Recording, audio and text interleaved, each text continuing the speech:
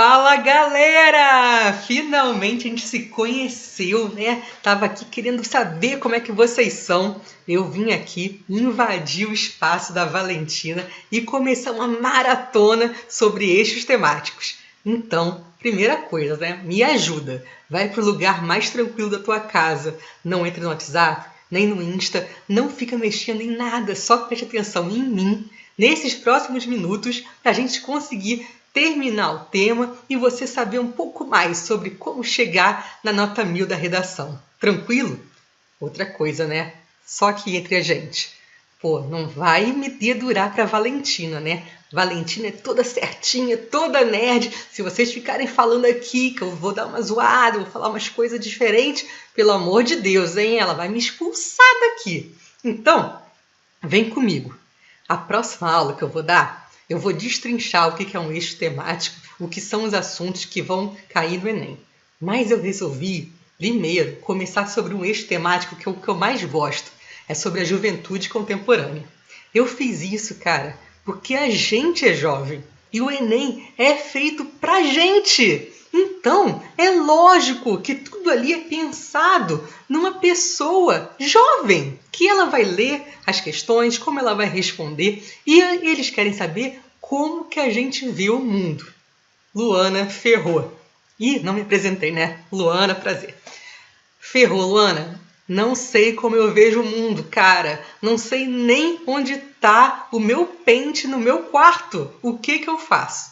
Pera aí, galera. Eu também já fui assim.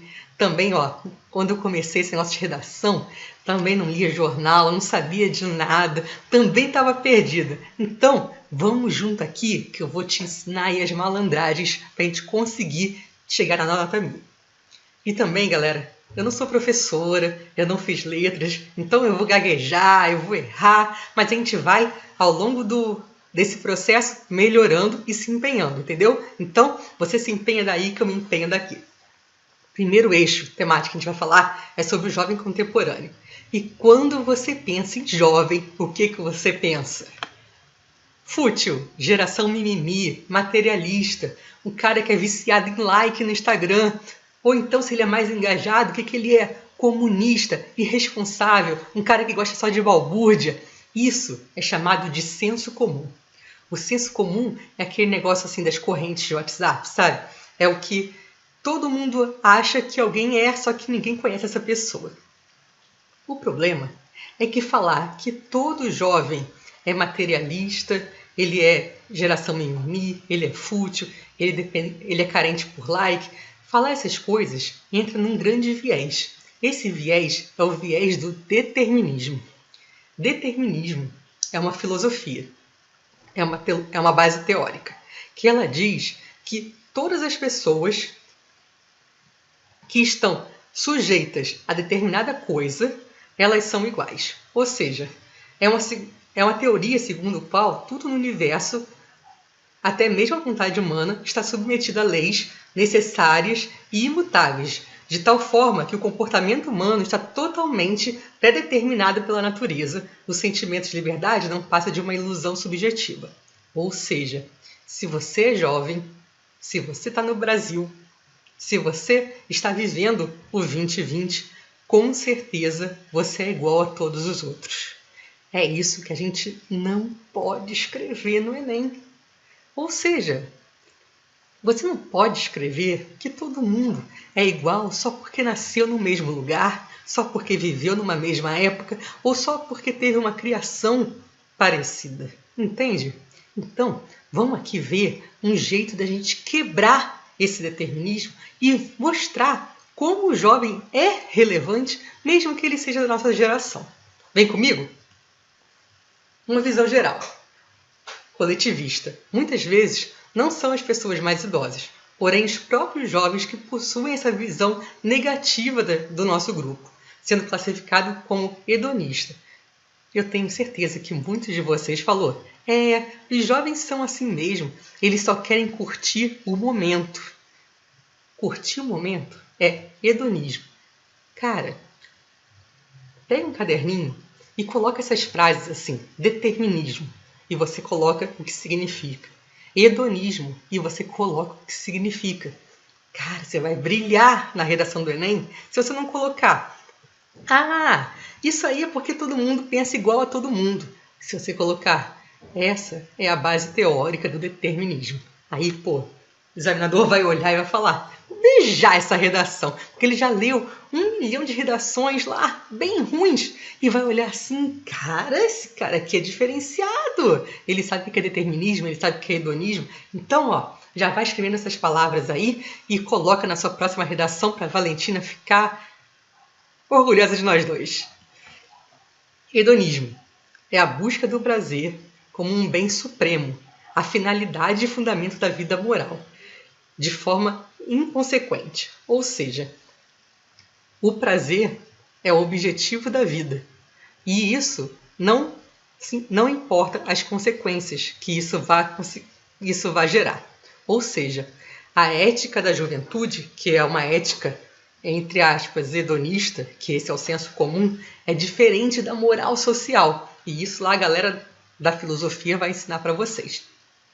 Ou seja, há uma visão simplista construída ao longo de décadas de que os jovens são fúteis e inconsequentes.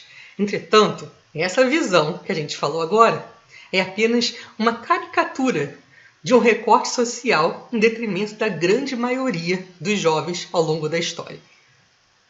Pensa bem, se todo jovem fosse hedonista, se todo jovem só quisesse o prazer em detrimento das consequências, como que a gente explicaria vários jovens que fizeram coisas fundamentais para a humanidade ao longo da história?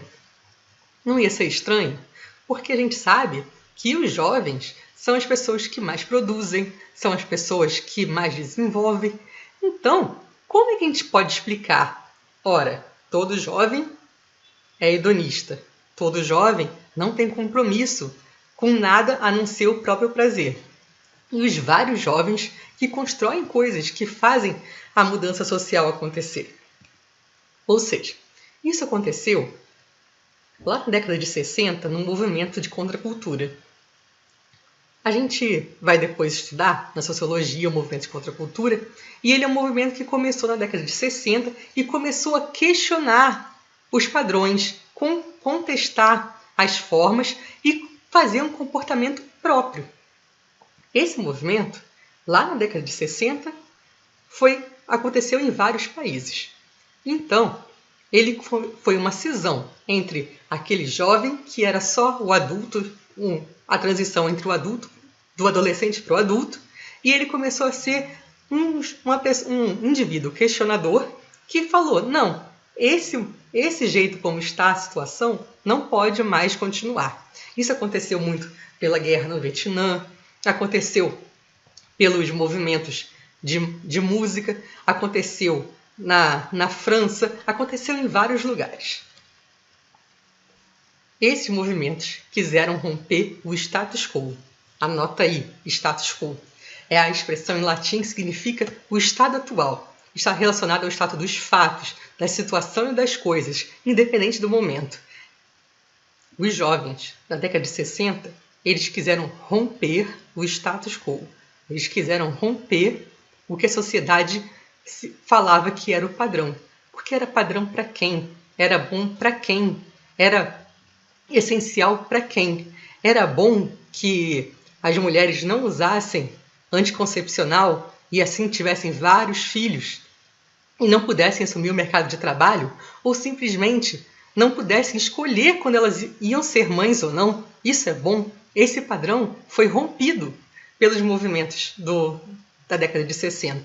As mulheres falaram: não, agora eu entendo que eu sou dona do meu próprio corpo, então eu vou usar o anticoncepcional para poder transar quando eu tenho vontade de ter prazer e não só para ter filho.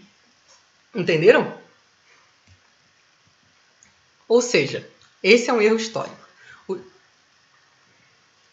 Foi mal, galera, mas vamos continuar, senão eu vou ter que comentar tudo do início. Então, a gente tem agora uma visão que pode ser errada ainda. E falar: ah, Luana, entendi. Então, os jovens do passado, eles romperam com o status quo. Eles não eram hedonistas. Eles tinham várias questões, tipo a ditadura, eles tinham várias questões sobre o próprio corpo, eles tinham várias questões sobre as guerras mundiais, e aí eles realmente se uniram e fizeram coisas que revolucionaram o século XX. Mas agora isso mudou. Entendi. Então eu vou escrever lá na minha redação: os jovens do século XX tinham por que lutar, por isso eles eram engajados. E os jovens do século XXI não têm mais lutas para travar. A gente já vive uma democracia e a gente já tem vacinas, anticoncepcional, a gente já pode ouvir a música que a gente quer, a gente pode falar o que a gente quer. Então o jovem de hoje, ele é diferente do jovem de antigamente. Não, isso é um erro histórico. O jovem do passado e o jovem do presente, eles agora são vistos de duas maneiras. O jovem do passado, ele era engajado, combativo, relevante, questionador, politizado. E a nossa juventude, a gente vai falar: então, nossa juventude, se ele já ganhou tudo que os outros jovens lutaram, a gente é a geração Nutella, a gente é alienado, a gente é frágil, a gente é militante de rede social. Não, calma. Esse também é um erro que as pessoas querem que a gente acredite. Que antigamente tinham lutas relevantes para travar e agora não existe mais. Mas a gente sabe muito bem que isso não é verdade. Ainda existe muito espaço para a gente se rebelar no século XXI. Ainda existe a questão do racismo, ainda existe a questão da LGBTfobia, ainda existe problemas climáticos, ainda existe mulheres que não podem estudar. Ainda existem mulheres que são assassinadas por exercerem cargos públicos de relevância.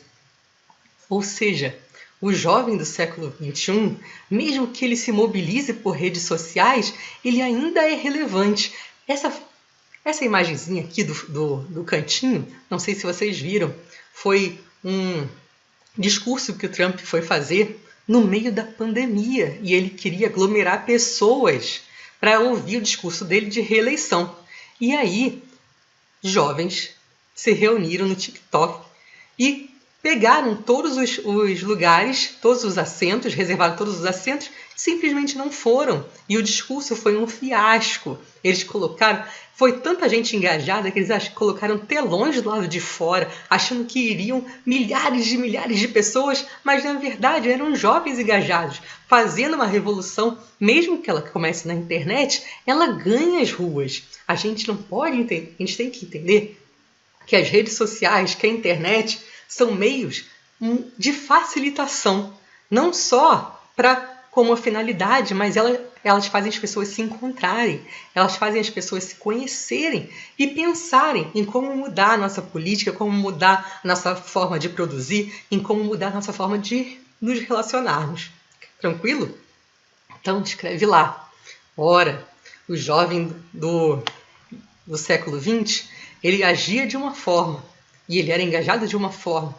Mas do século XXI, mesmo que seja uma outra forma, ele também é engajado igual, ele também faz mudanças iguais e ele também tem que ser respeitado como um elemento de mudança do nosso mundo. Show? Então, pega essas frases aqui e anota. Durante o século XX no Brasil, o papel do jovem foi crucial para a restauração da democracia no país em detrimento do regime militar. Nesse sentido, muitos dizem que a atual juventude não tem mais pelo que lutar, ficando assim em uma posição de espectadora dos acontecimentos cotidianos. No entanto, novas questões surgem a cada dia e suas pautas devem ser defendidas pelas novas gerações. Assim, embora muitos movimentos nasçam em redes sociais, eles continuam questionando o espaço em Brasília e mudando nossas vidas. Cara, termina assim que você vai ficar... aquela redação, viu? Vem que vem. Aí, a gente aqui começou a falar sobre juventude. E como a juventude muda o mundo, como a juventude é forte, como a juventude tem vigor. E a gente não pode esquecer que a maioria, que tudo isso que a gente falou, também é usado pelo capitalismo contra a gente. A gente coloca ali a posição do jovem como o cara viril, o cara que vai mudar o mundo, o cara que é forte, o cara que tem o futuro nas mãos, em detrimento da velhice. E aí, eles sabem também que nós estamos entrando no mercado de trabalho. Então a gente tem grande poder aquisitivo. E as marcas querem isso, querem que a gente consuma coisas e relacionam a juventude a coisas boas. E isso nem sempre é o correto. Ou seja, a sociedade do consumo vê que a gente tem necessidade de vender. E aí eles olham assim, o jovem, ele está no mercado de trabalho, ele tem sede de conhecer coisas novas, ele tem poder aquisitivo para isso. Então, eu vou colocar o jovem, a juventude, o novo, como o meu jeito de vender. Ou seja, todo ano sai um Apple novo que era meio que igual ao outro. Eu tinha uma bolinha a menos, né, que tem agora 1 milhão de câmeras. Antes tinha 50 mil câmeras, agora tem 50.001. Antes tinha um negocinho que era desse jeito. Agora eles colocaram um pouquinho mais de velocidade, um pouquinho mais de bateria. E isso eles colocam assim, então consuma o que é novo, o que é novidade. E colocaram a juventude versus a velhice nesse paradoxo. Ou seja, a velhice foi classificada como ruim. E a gente sabe que as pessoas mais idosas, elas viveram muito mais. Elas não têm que ter aula de história, elas viveram a história. E elas sabem todos os acontecimentos. E elas não são mais perguntadas. A gente não pergunta mais assim, ô vó, o que você acha de não sei o quê? Porque a sua avó não sabe mexer no WhatsApp, sua avó não sabe nem ligar o computador. Aí você olha, pô, não vou perguntar nada para essa pessoa, porque ela não sabe nem se virar aqui nas novas tecnologias. Ela não é da novidade, ela não é do novo, ela é velha. Então ela não tem... como ela não compra mais nada, ela não sai mais, ela não viaja, ela não tem importância. É isso que a sociedade do consumo quer, que a gente faça essa dicotomia juventude e velhice, frisando só a juventude em detrimento da velhice. Tranquilo? Essa desvalorização é totalmente errada. Você pode escrever isso na sua redação também, que embora a juventude seja tudo isso que você falou, a gente tem que ouvir os idosos, pois eles são mais experientes e conhecem a história não só pelos livros, mas pela vivência. Show? Ou seja, a maioria das pessoas que vão prestar o Enem, elas são jovens. Desse modo, conhecer e saber toda a visão crítica dessa faixa etária é fundamental para a gente tirar uma boa nota no Enem. A gente tem que ter uma visão sempre ampla, colocando todos os pontos de vista em xeque e depois defendendo o que a gente quer. Show! Essas aulas são bem curtinhas, porque elas são várias. Aí você pega hoje o tema de juventude, a gente vai escrever sobre isso. Depois vai ter outro, e a gente vai tentar colocar aí uns 10 antes da redação do Enem. Porque aí, esses assuntos que são mais amplos, eles se encaixam em milhões de temas. E aí você vai poder pegar essas palavras-chave e colocar lá, e contextualizar com a história, contextualizar com o momento que a gente está vivendo, usar como exemplo, e a nossa redação vai, só subindo. Beleza? Qualquer dúvida, escreve aí. Faz uma redação essa semana. Fazer redação é chato, né? Assim, é que demora. Eu entendo isso. E a gente não é muito do negócio de demorar. Sabe o que é? Redação é o que vale mais no Enem. Quando eu passei para medicina... depois eu vou me apresentar, né? Eu passei para medicina numa federal. E as minhas outras notas nem foram tão brilhantes assim. Mas eu tirei 980 na redação. E isso me colocou lá na frente, para eu poder fazer o curso que eu queria. Eu sei que muita gente acha que fazer esses cursos mais concorridos é uma coisa assim, é um projeto de anos, é um projeto para a vida. Mas se a gente conseguir, já garantir mais que 900 na redação, dar uma estudada nos outros temas, vocês vão ver que dá para pegar os cursos mais concorridos mesmo a gente não tendo essa super base. Aproveita o seu cursinho, aproveita o seu momento, aproveita que a gente está na pandemia e senta e pega esse espírito Valentina e coloca lá na redação para mim, tá bom? Faz uma redação essa semana que vem a gente vem outro tema. Show? Forte abraço aí, tamo junto.